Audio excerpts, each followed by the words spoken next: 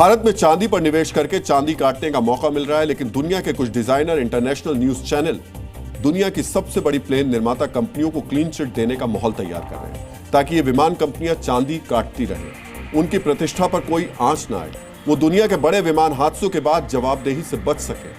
आज आपको भी अहमदाबाद में हुए बोइंग 787 ड्रीमलाइनर विमान हादसे की शुरुआती जांच रिपोर्ट और उस पर दुनिया में प्रतिष्ठित माने जाने वाले बीबीसी न्यूज के विश्लेषण के बारे में जानना चाहिए। किस तरह बड़ी कंपनी को क्लीन चिट देने के लिए इस रिपोर्ट के तथ्यों को तोड़ा मरोड़ा गया और अब बीबीसी की रिपोर्ट पर सवाल खड़े हो रहे हैं। सबसे पहले आपको अहमदाबाद हादसे की जांच रिपोर्ट से जुड़ी खबर बताने वाली बीबीसी न्यूज की हेडलाइन को ध्यान से देखना चाहिए। इसमें लिखा है, pilot cut off fuel to engines, no fault with plane, यानी पायलट ने इंजन का ईंधन बंद कर दिया, विमान में कोई खराबी नहीं। इस हेडलाइन को अगर आप भी पढ़ेंगे तो सबसे पहले आपके दिमाग में आएगा कि 2 भारतीय पायलटों ने विमान के फ्यूल को स्विच ऑफ कर दिया, इसलिए 242 लोगों को लेकर उड़ रहा विमान हादसे का शिकार हो गया, जिसमें विमान में सवार 241 और कुल 260 लोगों की मौत हो गई। यानी पूरी गलती भारतीय पायलटों की थी और बोइंग 787 ड्रीमलाइनर में कोई कमी नहीं थी। लेकिन जो बीबीसी की हेडलाइंस और एंकर बता रहे हैं, ये सच्चाई नहीं है। आज आपको जानना चाहिए अहमदाबाद हादसे की शुरुआती जांच रिपोर्ट में क्या कहा गया है। भारत के विमान दुर्घटना जांच ब्यूरो की इस रिपोर्ट में हादसे के एक एक सेकंड की जानकारी दी गई है। हादसे के बाद क्या क्या हुआ, विमान हादसे का शिकार क्यों हुआ, आप भी इन जानकारियों को बहुत ध्यान से सुनिए। 12 जून को हुए इस हादसे की प्रारंभिक जांच रिपोर्ट 1 महीने के बाद यानी 12 जुलाई को आई है। 15 पन्ने की इस रिपोर्ट में बताया गया, दोनों इंजन बंद होने की वजह से विमान हादसे का शिकार हुआ। विमान के टेक ऑफ के तुरंत बाद एक एक करके दोनों फ्यूल स्विच ऑफ बंद हो गए। विमान ने दोबारा 1:38 और 42 सेकंड पर 180 नॉट्स की एयर स्पीड हासिल की। यह हादसे के दिन विमान की अधिकतम दर्ज की गई रफ्तार थी। इसके फौरन बाद इंजन 1 और 2 के फ्यूल कट ऑफ स्विच एक एक करके बंद हो गए। इन दोनों फ्यूल्स के स्विच होने के, ऑफ होने के, बंद होने के बाद एक एक सेकंड का अंतर है दोनों के बीच में। फ्यूल स्विच बंद होने की वजह से दोनों इंजन बंद हो गए क्योंकि इंजन में फ्यूल की सप्लाई बंद हो गई थी। इस रिपोर्ट में हादसे के दौरान कॉकपिट में पायलटों के बीच हुई बातचीत की रिकॉर्डिंग का भी जिक्र है, जिसमें एक पायलट ने दूसरे पायलट से पूछा, तुमने कट ऑफ क्यों किया? दूसरे पायलट ने जवाब दिया, उसने ऐसा नहीं किया। 10 सेकंड बाद यानी 1:38 और 56 सेकंड पर पहले इंजन का फ्यूल कट ऑफ स्विच फिर से चालू हो गया। इसके ठीक 4 सेकंड बाद दूसरे इंजन का फ्यूल कट ऑफ स्विच भी ऑन हो गया।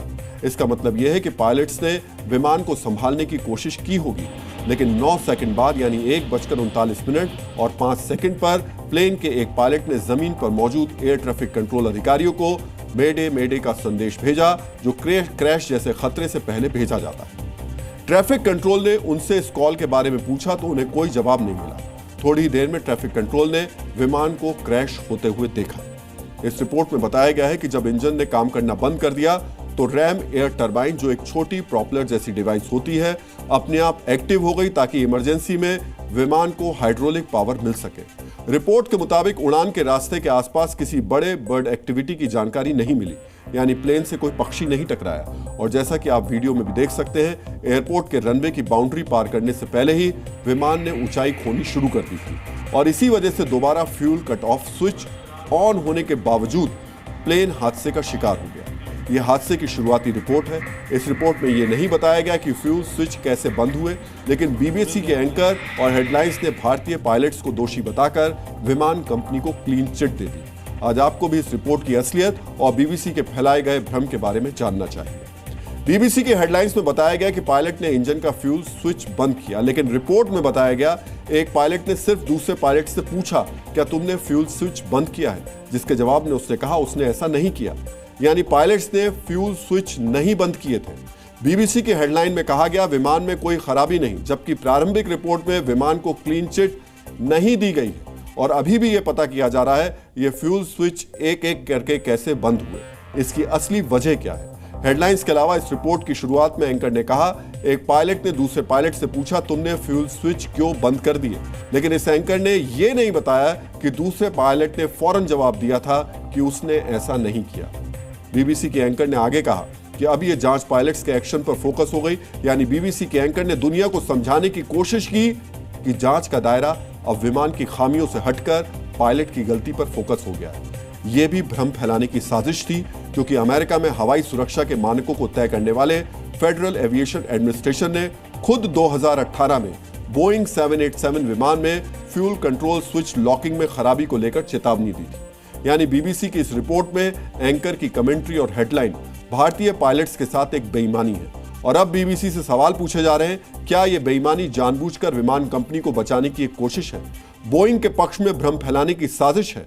आज हमने बोइंग 787 ड्रीमलाइनर के वर्चुअल मॉडल से फ्यूल स्विच की स्थिति और उसके बंद होने की वजह जानने की कोशिश की। आपको भी ये वजह जानने के लिए एविएशन एक्सपर्ट सिकंदर रिजवी की बात बहुत ध्यान से सुननी चाहिए। देखिए, अब मैं कॉकपिट में मौजूद हूँ और ये प्लेन की कॉकपिट है, आपको नज़र आ रही होगी। और अब आप देख सकते हैं इसके अंदर ये इसका क्लोजअप शॉट है। और क्लोजअप शॉट में देखिए आपको जो दो नज़र आ रहे हैं, मुठिया जैसे ही इसको बोलते हैं थ्रॉटल, जो स्पीड को बढ़ाते हैं। उसके नीचे देखिए जो मार्क पड़े दो, ये फ्यूल के स्विच हैं। ऊपर करने से ऑन होता है, नीचे से कट ऑफ होता है। तो इसको पहले पुल किया जाता है, ऊपर खींच कर। हर एयरक्राफ्ट की, हर कंपनी का अपना एक सिस्टम है, लेकिन इस एयरक्राफ्ट में 787 की कॉकपिट के अंदर जो इसके अंदर स्विच दिया गया था फ्यूल का, वो ऐसी ही है कि उसको पहले ऊपर उठाते हैं, उसके बाद ऊपर करते हैं ऑन होता है, नीचे होता है ऑफ होता है। तो इस तरह से ये जैसे ऑफ की पोजीशन पे कहा जाता है कि पाया गया, या ये कहिए कि वो एक पायलट ने दूसरे पायलट से पूछा कि ये तो कैसे बंद हुआ, तो उसने कहा मैंने बंद नहीं किया। तो ये उठ करके ऑफ होना ये मुश्किल नहीं, नामुमकिन है, ये हो नहीं सकता ये।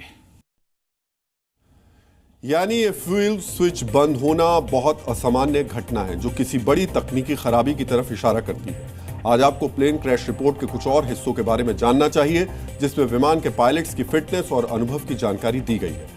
एयर इंडिया की फ्लाइट में सवार होने से पहले पायलट्स और क्रू का टेस्ट किया गया था, ताकि यह तय किया जा सके कि वो इस विमान को उड़ाने के लिए फिट हैं या नहीं। ऐसा हर उड़ान से पहले होता है। इस रिपोर्ट के मुताबिक दोनों पायलट्स मुंबई के थे और उड़ान से एक दिन पहले अहमदाबाद पहुंचे थे, यानी उनको भरपूर आराम मिला था। सभी पायलट्स और क्रू मेंबर्स का 12 जून को दोपहर 12 बजे ब्रीथ एनालाइजर टेस्ट भी किया गया। ये टेस्ट इसलिए किया जाता है ताकि पता लगाया जा सके कि पायलट या क्रू ने अल्कोहल का सेवन तो नहीं किया है और क्या वो शारीरिक और मानसिक रूप से फ्लाई के लिए फिट हैं। इस टेस्ट में भी दोनों पायलट बिल्कुल फिट साबित हुए थे। इस पायलट फ्लाइट को उड़ा रहे दोनों पायलट्स बेहद अनुभवी थे। कैप्टन सुमित सब्भरवाल के पास 15,638 घंटे का उड़ान अनुभव था, जबकि को पायलट क्लाइव कुंदर के पास 3,403 घंटे तक विमान उड़ाने का अनुभव था। यानी ये दोनों पायलट्स इतने अनुभवी थे कि वो फ्यूल स्विच ऑफ करने की भूल बिल्कुल नहीं कर सकते। लेकिन विदेशी चैनलों के डिजाइनर पत्रकार अलग एजेंडा चला रहे हैं, जिसे हम आज आपके सामने लेकर आए हैं। हालांकि भारत में सवाल खड़े हुए तो बीबीसी ने अपनी हेडलाइन, जिसे एडिट किया जा सकता है, उसे बदल दिया, लेकिन एंकर की कही बात नहीं बदल पाया। आज हम एक बार फिर आपको आगाह करते हैं, बड़े नाम वाले ऐसे विदेशी चैनलों और इनके डिजाइनर पत्रकारों के भारत विरोधी एजेंडे में ना फंसे और इनकी रिपोर्ट अगर संदिग्ध लगे तो आंख मूंद कर भरोसा करने के बजाय सच को जानने की कोशिश करें और सच पता लगाने के बाद दूसरों को भी जरूर बताएं। जी न्यूज़।